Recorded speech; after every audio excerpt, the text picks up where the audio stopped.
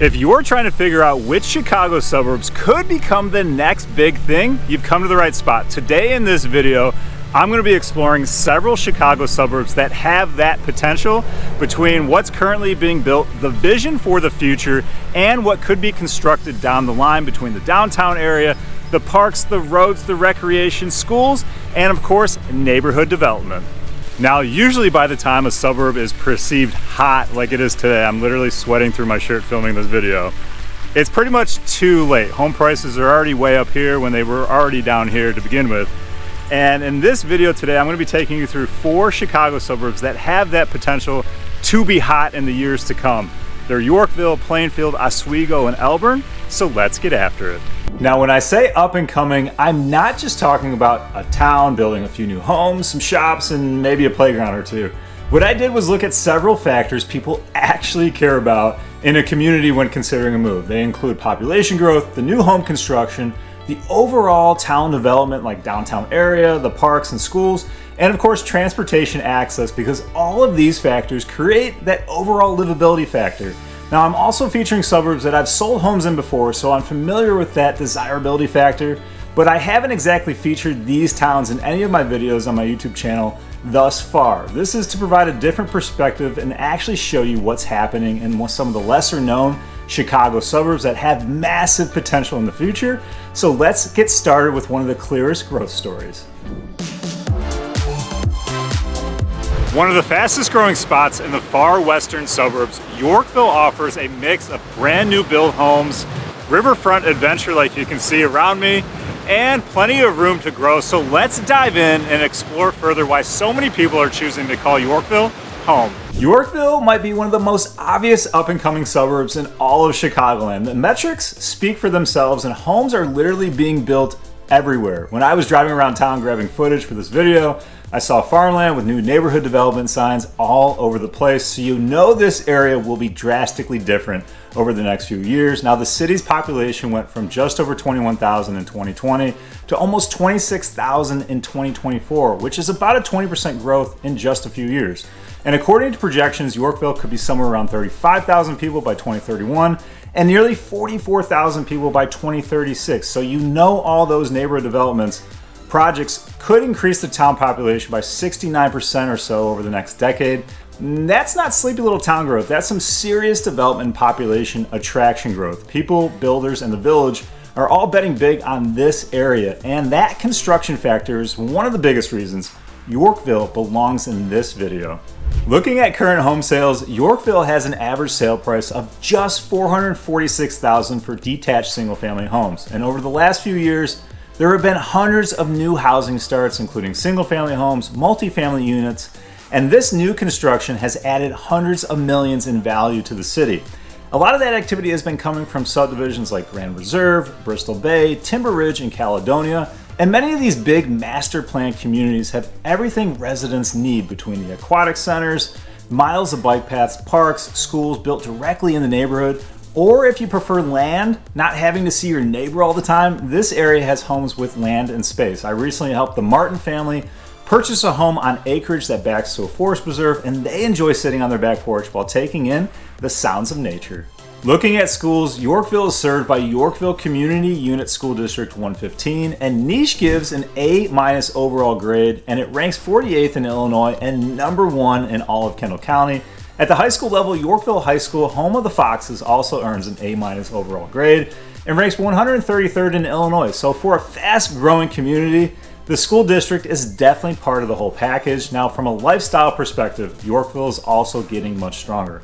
Home to the historic Kendall County Courthouse, you've got the Fox River next to downtown Yorkville with nice restaurants, shopping, lining the main drag, and of course I had to check out the Fox Republic Brewery because it was hot out while I was out filming and I worked up quite the thirst, so definitely try one of their sour beers.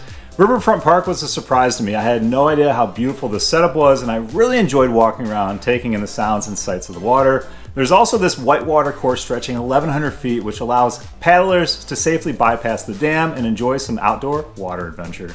Now, one of the biggest family attractions in the area is the Raging Waves Water Park, which just happens to be the largest water park in the state of Illinois. It features 32 water slides, a massive 350-gallon wave pool, and sees over 300,000 visitors each and every year.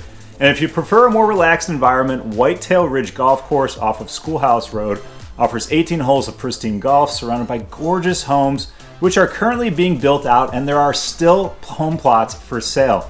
And the average price in this neighborhood varies, but expect homes to push that 7-figure price tag.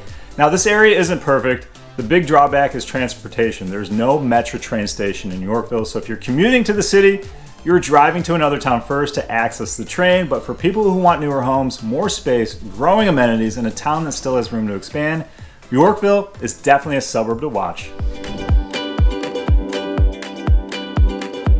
Oswego, Illinois is absolutely booming with its master plan communities, great parks, top tier schools, and its charming historic downtown along the Fox River. Let's take a closer look exactly why this place is growing so rapidly. Oswego is interesting because it gives you that more balanced version of growth. It isn't just build homes and hope everything else catches up over the next few years, because Oswego already has that established community identity, the historic downtown, access to the Fox River, the parks, the trails, shopping, and a lot of family-friendly amenities. The population in Oswego now has grown 12% since 2020 to nearly 39,000 today. And if that continued, Oswego could be almost 47,000 people in the next 5 years, and potentially over 53,000 by 2036, which is about a 36% projected population growth over the next decade. And Oswego's development pipeline is one of the strongest reasons for this boom in population. Currently, the average sale price for a detached single-family home is around $480,000, but the Village of Oswego closed 2024 with several hundred permits for new residential units, and more than 3,000 units are approved or planning to start construction soon, which, from driving around town, grabbing footage for this video, I literally saw new neighborhood coming soon signs in every cornfield and major intersection corner with open land, so I have to believe average home prices will increase nicely and appreciate nicely over the next few years. With a variety of new developments, one of the big projects to know is Oswego Grand, a proposed mixed-use development near Route 30 and Wolf's Crossing. The concept plan includes over 650 residential units on about 160 acres along with commercial space. And there's also Polo Crossing, a 320-unit development near Wolf's Crossing with a mix of single-family homes and townhouses.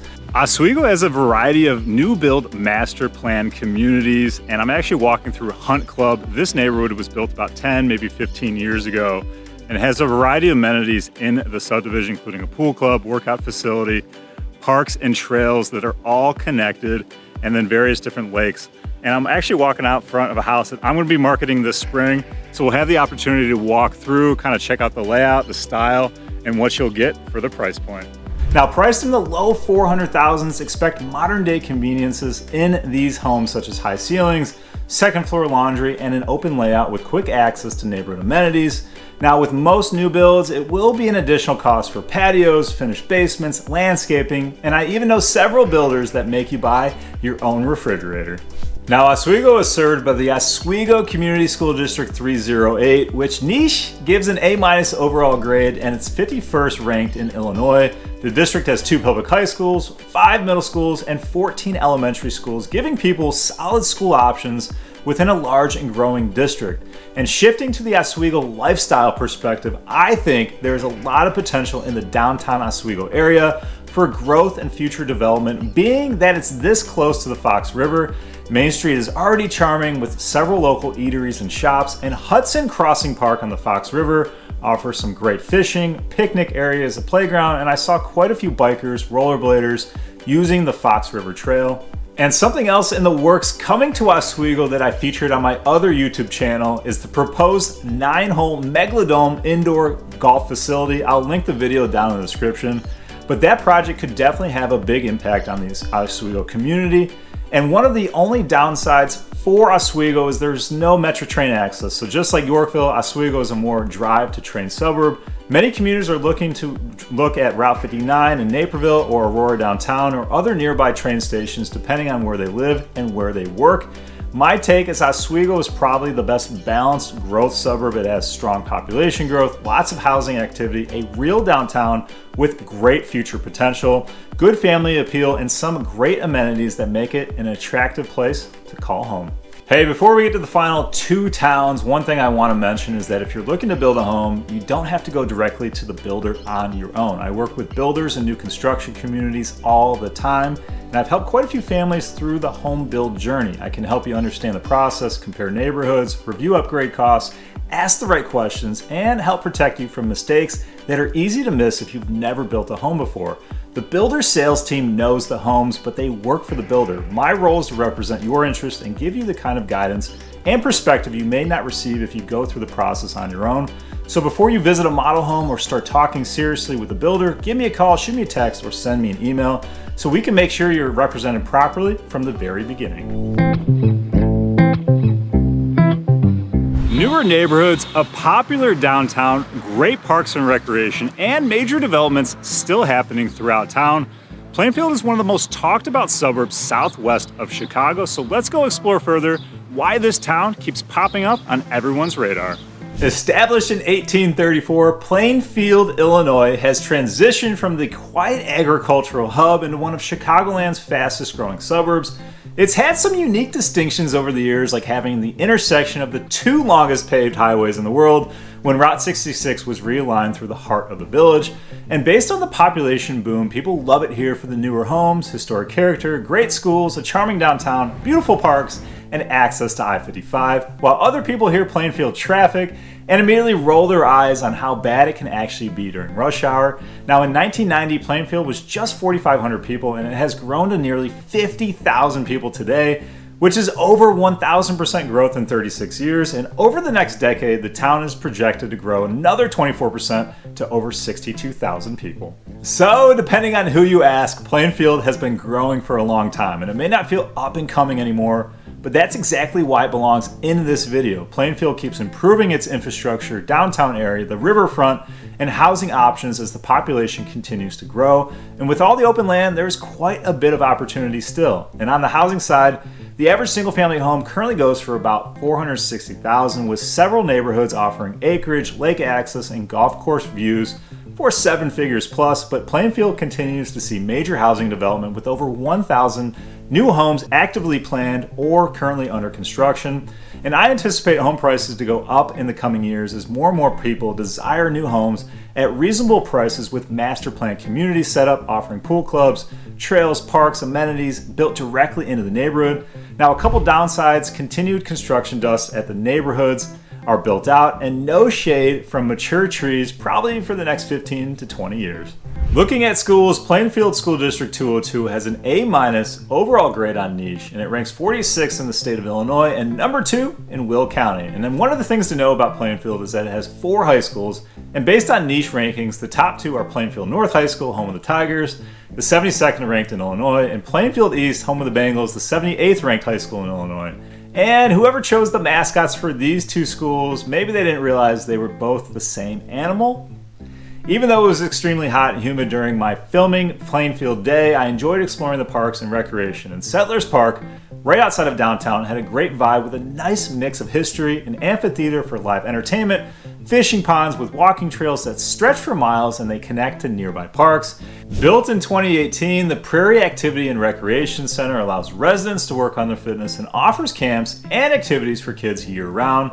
Directly next door is the Gregory Bott Park, featuring ball fields, a skate park, a challenge course, and a state-of-the-art playground. But being a nature guy, my favorite was Lake Renwick, 839-acre sanctuary with biking trails, shore fishing, and peacefulness that's hard to come by in the Chicagoland area. Now, downtown Plainfield has come a long way over the years, and it's one of the biggest reasons this town feels more established than the other fast-growing suburbs. You have a walkable historic downtown with restaurants, shops, local businesses, and that small town Main Street feel with year-round events that people are often looking for. Just off of Main Street, the Village Green adds to the community atmosphere, giving downtown a central gathering space for events, seasonal activities, and everyday fun in the sun. It's easily the best downtown in this video, and a feature that helps Plainfield feel more established rather than up and coming. Now for transportation, there's no metro train either, but the highway access to I-55 is a major selling point and it provides access to nearby suburbs, connecting highways, and of course, downtown Chicago. But let's be real, and I said it earlier, that traffic and road capacity are the elephant in the room. When moving here, people really need to understand where in Plainfield they are actually buying, what their commute looks like, and which major roads they'll need access to each and every day, because cars can back up here. And getting stuck behind a 20-minute freight train is not fun when you have someplace to be. So infrastructure is definitely something the village will need to address in the years to come, especially with the housing demand and development that's being planned. And if you're from Plainfield, let me know what I left out and tell me more in the comments what you like and dislike about your community. A small town metro suburb with newer construction, strong community appeal, and room to grow, Elburn is one of those suburbs that could look very different over the next decade or so. Let's go see why. Elburn might be the sleeper on this list, and it's the town my wife Kelly and I tied the knot in back in the day. Shout out to Fisherman's Inn, great facility. It feels smaller and more rural compared to other towns in this video, but when you look at the development pipeline, the metro train access, and some other things going for it, Elburn starts to look pretty interesting. The village grew from about 2,800 residents in 2000 to over 6,200 in 2020, and in the last 6 years saw a 17% increase in population to nearly 7,250. If that trend continues, Elburn could be around 9,000 people in the next decade, according to projections. So definitely small town living here, but you have quick access to neighboring St. Charles and Geneva, and with the newer highway entrance to 88 along with Lincoln Highway, it's easy to get out to DeKalb and other suburbs to the east. The biggest master plan community here is Elburn Station, a 505-acre master plan community with single-family homes and lower maintenance village homes. Located near the metro station, yes, you heard that correctly, Elburn is the only town in this video with direct access to Chicago via the Union Pacific West Line into Ogilvie Station. And being an alumni of Northern Illinois University myself, I used to catch the train from Elburn Station all the time to see NIU football play at Soldier Field. Back in the day, we would pick up all the NIU alumni at each stop along the way, and it was literally a party train. Good times. There's also several hundred homes planned for Blackberry Creek and Fox Point, which was just completed north of downtown Elburn. As of now, the average price for a single-family home is an affordable $483,000. But just like Oswego, Yorkville, and Plainfield, I saw plenty of development signs for new homes all throughout town, so I have to imagine this area will see a healthy appreciation in the coming years. And a little secret for this area, tucked in the woods, there are rolling hills with manor homes and horse estates. So if you're looking for a larger home on acreage while still having quick access to major roads, amenities, and a downtown, this could be a great spot to consider. Now, Elburn is primarily tied to Caneland Community School District 302, which niche only gives a B overall grade, and it's only the 6th ranked district in all of Kane County. So for public schools right now, there are better options, but I have to imagine things will improve as the town sees more people move here and the district gets its hands on those tax dollars. Looking at the east side of Elburn bordering St. Charles, homes are zoned for the St. Charles School District 303. So if you want the small town feel while still having access to the top ranked school district in all of Kane County, this is where you want to live. And for recreation, Headwaters Conservation Area gives Elburn that scenic outdoor recreation option with plenty of open space, the walking trails, and a more natural setting surrounded by farmland. Shifting to downtown Elburn, where that small town feel makes this community different from some of the larger growth suburbs. You have local shops, the restaurants, walkable streets, and the coolest little hobby shop I've seen in a long time, featuring all sorts of hobby cars, train sets, and toys. I was very giddy walking through the store. Now, if you're ever in downtown Elburn, make sure to visit Ream's Meat Market right on Main Street, and Obscurity Brewing, which offers great beer, delicious food, and a fun atmosphere that gives downtown its personality. Lions Park, just south of downtown, is a local hotspot for events such as Elburn Days and the All-Wheel Car Show. It's one of those downtowns that's small, but there's a lot going on with small local shops and eateries. I would say Elburn is the small town growth bet. It isn't the biggest or flashiest town on this list, but it may be one of the most interesting for people who want space, a quieter setting, opportunity to build and own land, while still having metro access in a town that has plenty of room for growth opportunity. So there you have it, 4 Chicago suburbs I think people should be watching closely. Yorkville for the pure growth potential, Oswego For balanced livability and development, Plainfield for the major growth and the current hotspot on this list, and Elburn for the metro access, small town feel, and future upside. And all these areas should look completely different over the next decade or so. As I've mentioned, you wouldn't be purchasing in a hot community with national recognition like some other Chicago suburbs I've featured, but more along the lines of this community could be the next big thing, and home prices have the potential to appreciate pretty nicely. Now, the right suburb depends on your budget, your commute, how much space you need, your lifestyle, and whether you want established amenities or future upside. But if you're looking around Chicagoland and asking, where is the next wave of growth actually happening? These 4 suburbs need to be considered. If you'd like to connect about your moving plan to the Chicagoland area, whether that's buying, selling, or property investment, I work with families just like yours each and every day. Find their dream home and to make the process as stress-free as possible. You can give me a call at the number on the screen. That's my direct phone line, or use the details down in the description below to reach out. Let's make your next move one your family will love for years to come. But until next time, I'll catch you guys later.